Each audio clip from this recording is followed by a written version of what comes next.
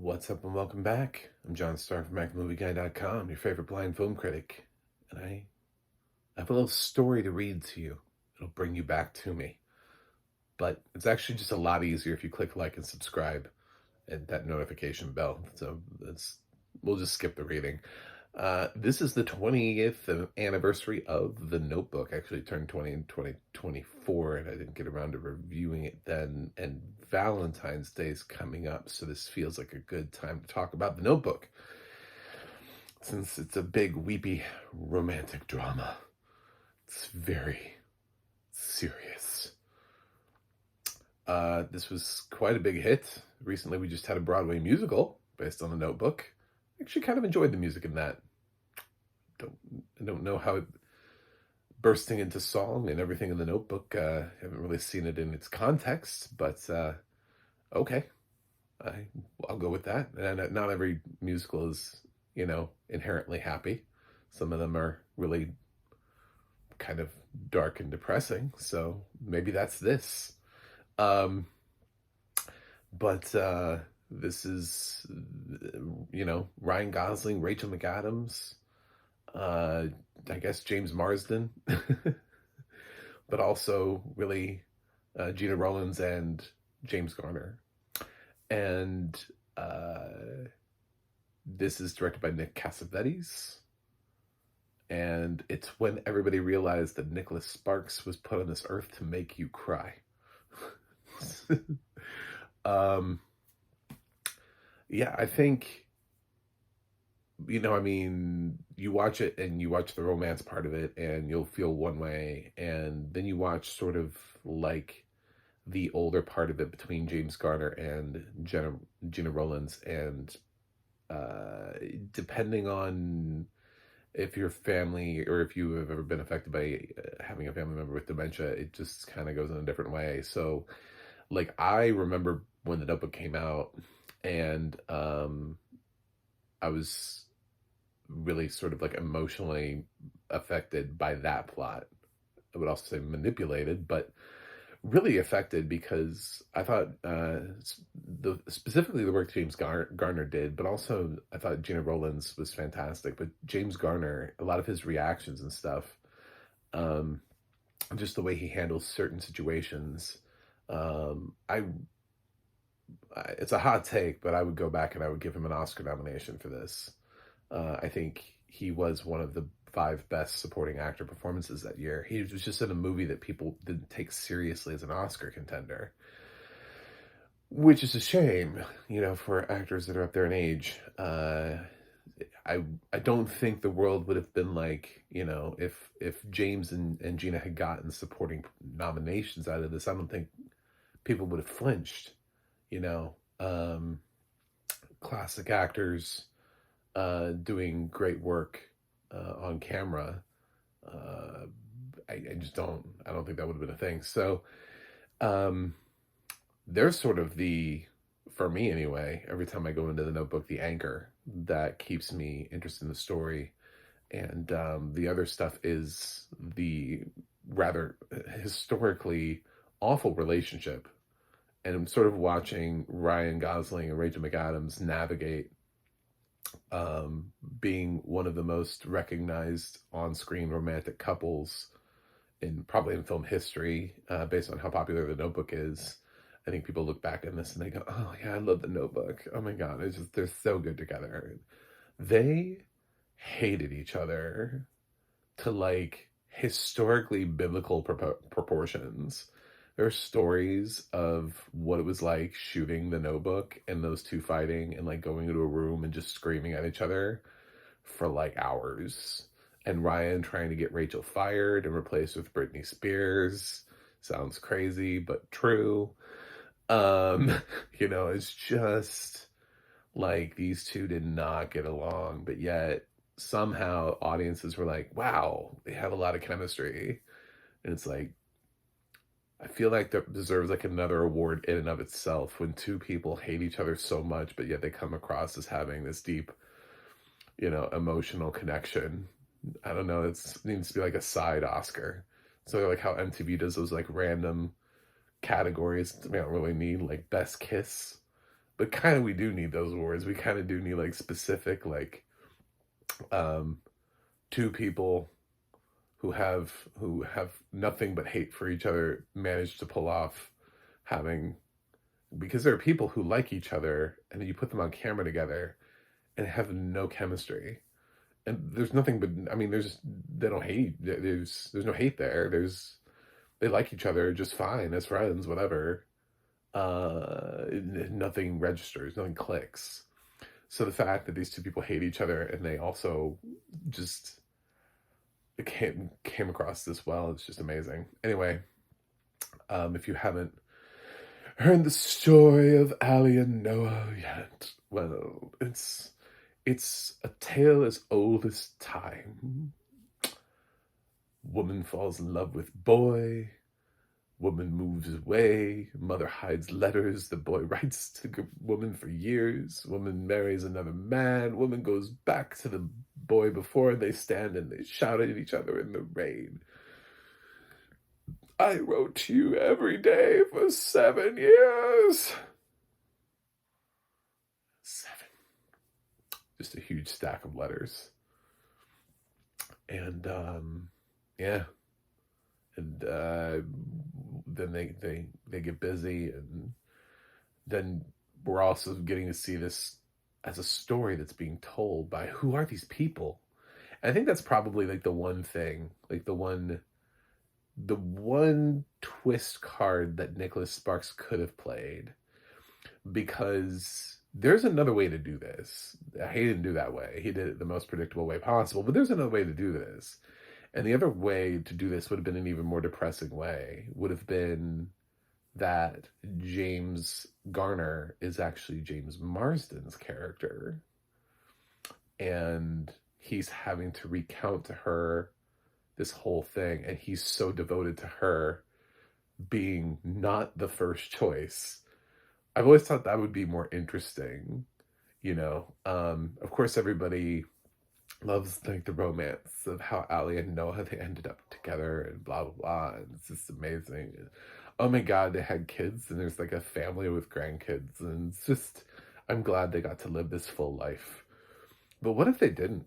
What if that was James Marsden's character? What if there's like a twist in the story and it's like, actually, Noah, in chapter 18 of this book that you wrote for me to read to you, you know, and then it's revealed that it's not. I always thought that would be like more of a gut punch twist, is if you're sitting there and you've sort of let the whole movie wash over you like that, and then suddenly you realize, oh shit, it's not Noah. And you're this emotionally invested. I think a great director would have been able to pull it off. And if I had sat down and been like, oh, I want to direct this movie with Nicholas Sparks, he would have been like, well, you know how it ends? I'd be like, no, that's not how it's going to end in my movie. You want to really gut punch somebody, make it not Noah. And yeah, that'll be the huge twist. But the audio description to this is ass. I'm just gonna go ahead and just, it's like it doesn't have audio description. It was a UK track, and just horrendous ass. I hate this track. It abandons you for long periods of time. I've seen this movie a bunch of times, and there are plenty of times where something happens and it doesn't pick up on it at all. And there are things that happen that are like emotionally weighting the movie down and like keeping it. And like the reason why, like if you're a blind person and you're sitting there with like your sighted friends and family, like they'd be crying, you'd be like, I don't get it. What's going on? And like you hear the oh, and like reactions to things, but they didn't capture it all. One of the most sort of gut punch, heart wrenching reactions to me was James Garner when she's when Allie starts slipping away, older Allie, she's there and then she's not, and she's being sort of afraid and combative, and the nurses rush in and everything, and James Garner's reaction in that moment is fucking soul crushing. Like that's why I was like Oscar moment. Just send that to people and be like, does that not move you? Why are you not voting for this? I mean, he's just scared and devastated, and there's no mention of it. There's no mention that he's there in the like he's doing anything. Like it's just like the movie just ignores that at all. It's just the audio description is just gone. It's just like I don't know, we got nothing here. Like well, there's a lot happening here. And I felt that a couple times in the movie. I was like, there's a lot happening here. Where's the audio description? Try, be bold, make choices. Um, and little things too, where I felt like it was just like maybe 3 words, or like eight, like 2 words or something.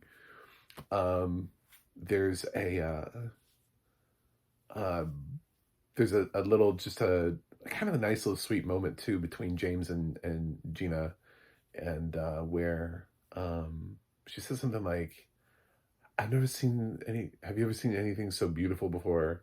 She's referring to something else. Like I can't remember what it was, but and then he responds and he's like, no, but he's looking at her. They left that out at all. Like this movie is not romantic for blind people at all. This movie is like a giant turd flashing in the wind. Like there was like one time where they have like the sex scene, like the first time that Rachel and Ryan have a scene together, and like they made sure to let me know that like there was a candle, like a flickering candle, and I was like, okay, so we're getting some depth of description here, but where have you been? Like where are you, ma'am? Like the rest of the time, like I don't know. Yeah, I would re-record this. I hate this audio description track. I think that it can definitely be better. Um, yeah, this is not, no, unacceptable. I disapprove of this audio description track. My quality check back on this would have been like, where the fuck is everybody? um, but I don't know. I just who knows how long ago this was made. I don't but I to the point where now that I know that this is the track, if there isn't another one available, I'm not even gonna bother. Like if I want to see the Notebook again, I'm just gonna watch it without audio description. I'm like the track did nothing for me. Like as somebody who's seen the movie before, I thought it was very deeply lackluster.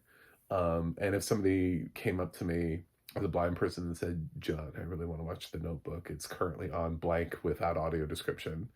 I'd be like, I just watch it. The audio description track that exists for this movie is terrible. So if you want to watch The Notebook, just watch The Notebook.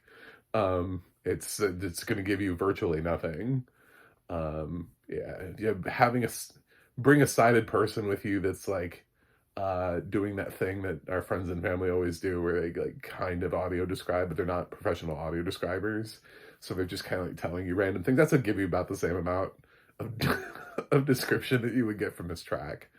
That was a waste of time, but yeah, I like The Notebook. Desert Island movie, man, I don't know, because I was trying not to cough. Anyway, would it be a desert island? I'd love The Notebook, and I've seen it enough that I would qualify it, but it's definitely not a happy movie. And now that I'm watching it as a blind person, it's like I'm remembering and it's putting together. And luckily, I have seen this before because the audio description track is so terrible that I'm able to remember some of the visuals. I'm able to remember what certain things look like that aren't described, like James Garner's reaction, which moved me. I actually cried in The Notebook when I screened this. It was when I was working in movie theaters, so I was in like a employee screening of this. And I was like, oh my God. I wasn't expecting this because this movie did not, like, up until that point, I was not being moved. It's not like Ryan and Rachel's romance was so, no, it was the stuff between Gena and James that got me. Mainly because, again, I had family member had dementia, so it hit a little bit more home. So yeah, uh, I I don't know. I have just like I love the part of it that I love is not the part that everyone else loves.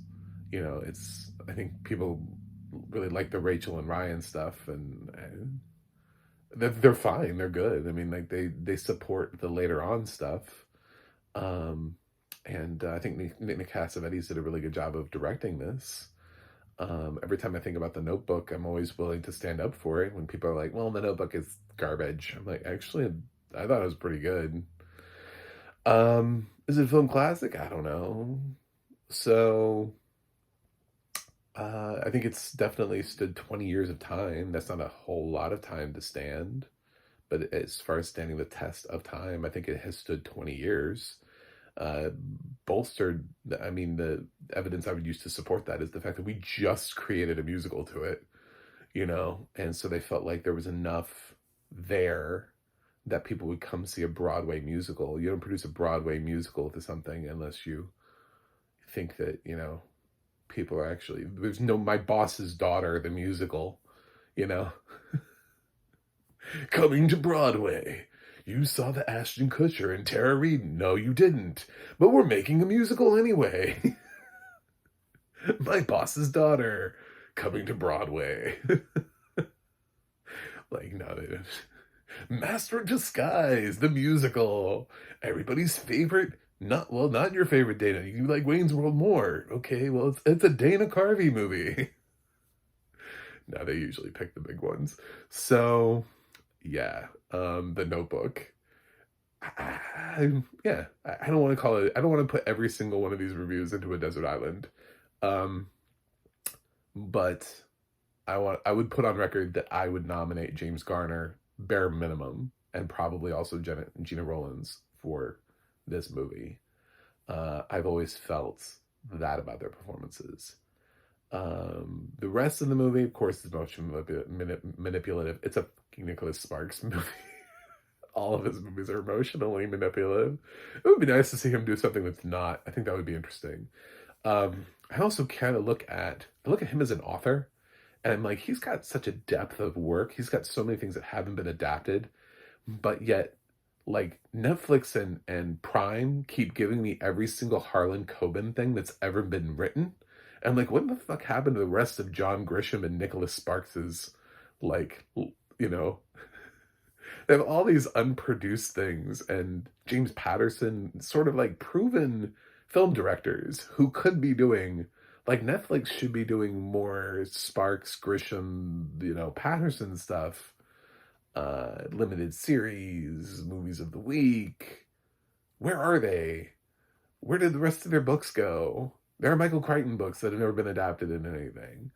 Um, I don't understand why every single Harlan Coben thing is being adapted, because I'm already over it.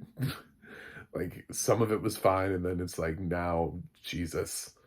Anyway, so, and they all star Richard Armitage for some reason. He's not even playing the same character. Anyway, uh, The Notebook, we're back. We're back. I'm back. I'm centered again. I'm gonna give it an A minus. I don't think it's like a classic in the like best movie made of all time. I don't want to take it to a desert island, but I do absolutely adore James and Gena in this movie. So, and I think lots of people still love this movie. So check it out if you want to cry for Valentine's Day and this movie makes you cry, or check it out if you've never seen it, or check it out if you want to see hot Ryan Gosling. I don't know, or James Marsden's in this too. Like, he's hot guys are in this. I don't know. Rachel McAdams. Make life choices.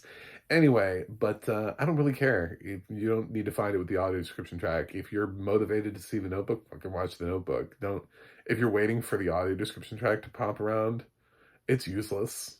The one, the one that I heard came with the UK narrators. They ain't coming back around. I would just do the movie, man. If you've been dying to see The Notebook for 20 years and you've been waiting to hear this audio description track, just watch The Notebook, because this track is worthless. Anyway, thanks for watching. Thanks for subscribing. And I'll see you guys on the other side.